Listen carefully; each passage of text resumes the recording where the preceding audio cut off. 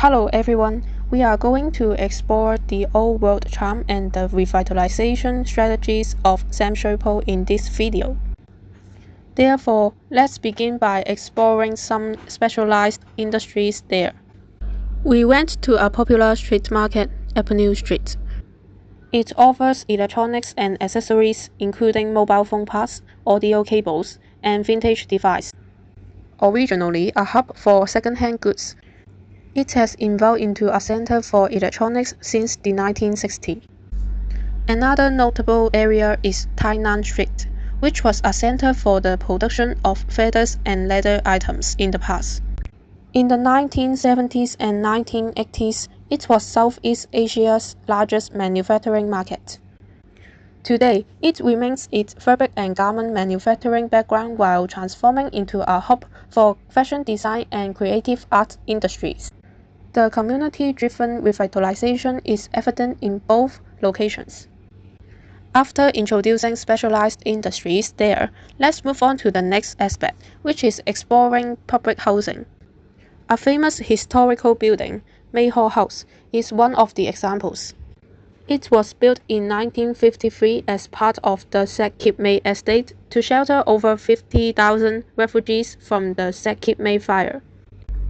In 1954, it was rebuilt as a resettlement block to provide for nearly 58,000 homeless people a stable housing to live in. In 2013, it was revitalized into a youth hostel and museum.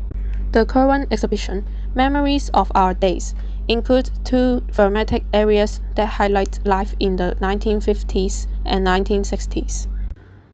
Other historical sites, such as the Sam Shui Po police station, also show the housing revitalization. Another aspect we would like to explore is the special architecture in Sam Shui Po, including Loi Shan Chun and Long Heng Tong.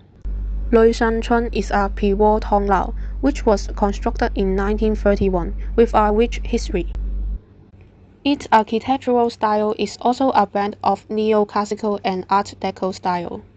In contrast, Long Heng Tong features traditional Chinese architecture, with a roof topped by a traditional edge-like construction and decorative motifs of three-dimensional gigants, cranes, and deers. This shows the old-world charm of Sam Shui Po. Finally, we would like to explore the cultural aspect in Sam Shui Po by visiting Ai Min Sen, a Dai Pai Dong with nearly 70 years of history. Dai Pai Dong was established after the Second World War. It is a distinctive form of Hong Kong street food culture and is typically found in alleys or on street corners. Dai Pai Dong remains one of Hong Kong's famous cultures until now. To gain deeper insights, we interviewed 4 individuals working in Sam Shui Po.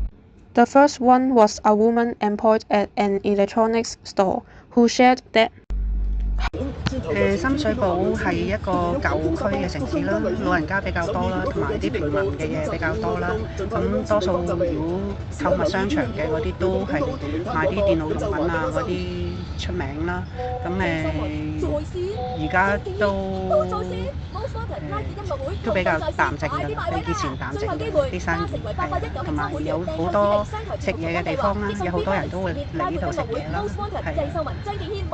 係咁多啦。知道時間啦，或者係下課啦，我好開心亦都好榮幸咧，可以從陳偉邦到今次活動。今次我先將我呢個文本交俾佢，然後威到佢會將我嘅文本或者我風格或者劇情睇埋。重建即係你講舊區重建，都 OK 嘅，咁可以俾啲年青人有多啲地方可以去嗰度做啲 art 嗰啲嘢咯。成個大世界都唔會而家個經濟環境㗎啦，係啊，比以前差好多。Next, a South Asian woman working at a street store mentioned that 熱鬧啲咯，多人流咁樣咯，同埋咩人都有咁樣咯。深水埗多啲人嚟就玩具街咯，因為咩又中秋節啊，咩節咩你得見到依家又 Halloween 係咪先？得好多人流多啲咯，呢度呢啲真係講真我就冇咁識，但係咧問嘅意見咧，你嘅意思即係話改變嗰啲交流嗰啲幾好嘅，得好嘅，做嘢得 OK 嘅，住得 OK，因為始終呢度得方便，嗰啲交通工具得方便咯。Additionally, the owner of a film shop near Long Heng Tong stated that 舊區嗰個人就係舊區，然後我嘅同即係一個住開嘅地方。印象嚟講就比其他地方就當然深水埗就冇咁先進。深水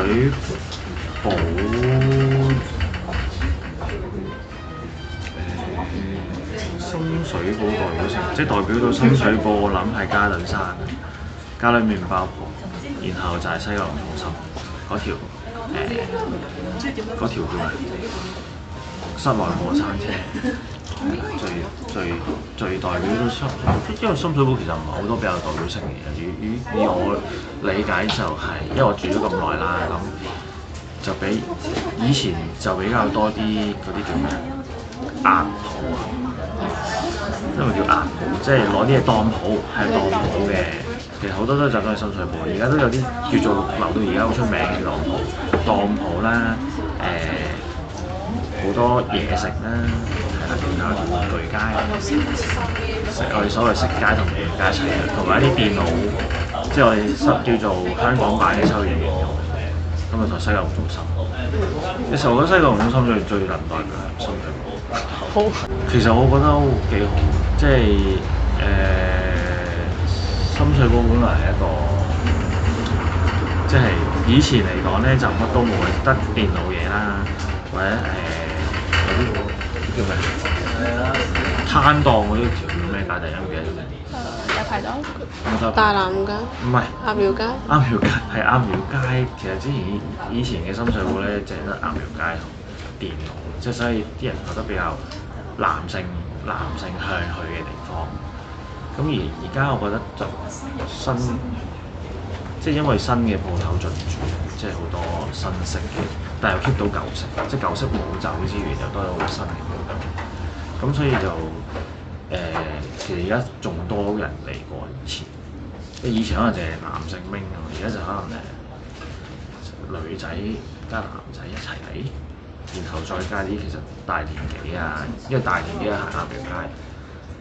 中意賺少少或者買開電腦嘅就可以出去邊，女仔又可以去開廁所、文青鋪咁樣。我覺得呢個變化對我嚟講係中意嘅，因為佢保留到懷舊之餘、舊嘢之餘又有新嘅元素，所謂嘅新舊融合。Finally, we spoke with a shop assistant who expressed that 因為我主要都係返工嘅時候，即係主要都係喺呢一區啦，咁所以我都係淨係可以講到對呢一度附近嘅印象，即係佢有少少好似新同舊交錯埋一齊，跟住同埋就係佢嘅社區，可唔可以講社區咧？即係譬如我去隔離茶餐廳食嘢，跟住會 feel 到大家好似即係個關係好友好、好友善，即係佢哋會好似好熟，然後會食早餐嘅時候會可能我同隔離台又會傾下偈，跟住同個餐廳嘅老闆又會傾下偈，即係會有一種咁樣嘅感覺，同埋就係可能鋪頭同鋪頭之間嘅關係都會比較友好，就好似你頭先去 Movie Mask，佢哋又會同你講可以過嚟呢邊揾我哋，咁我哋有陣時可能有啲書我哋買晒，跟住客人又想要，我哋又可能會介紹佢，譬如去另一間隔離街嘅叫一拳書館咁樣，即係會有呢一種關係喺度，我覺得係幾好，即係幾溫馨嘅一件事咁樣。你可能未必會諗到喺一個書店會有咁多 figure 啦，又或者可能你轉個彎，突然之間有間鋪頭係賣一啲舊物啊，譬如前少少嗰間文化屋雜貨鋪，跟住即係會有好多呢啲鋪頭仔，但係你又估唔到佢又係穿插或者夾雜咗喺啲布行啊、一啲五金店賣嘅中間咁，我就覺得呢個係深水埗幾有趣嘅一個算唔算文化咧？一個特質咁樣咯。景點我都唔係好諗到深水埗有咩景點，因為我通常都係可能去下書店，我唔知書店算唔算係一個景點。算嘅，係即係可能就係一拳啦，跟住前少少有叫做俱樂部，咁隔離就係 Movie Plaza，係咯，我都係如果我嚟深水埗，我就會去呢啲地方，同埋可能去睇下展覽。我諗最大嘅變化可能幾年前佢係一個所謂嘅文青嘅地方，即係好多咖啡店啊咁樣，但係呢幾年就係好多呢啲鋪頭其實好似都坐唔住，然後就搬走咗或者執咗咁樣咯。滿意啊，好開心啊！That's all of our exploration of Sam Shui Po.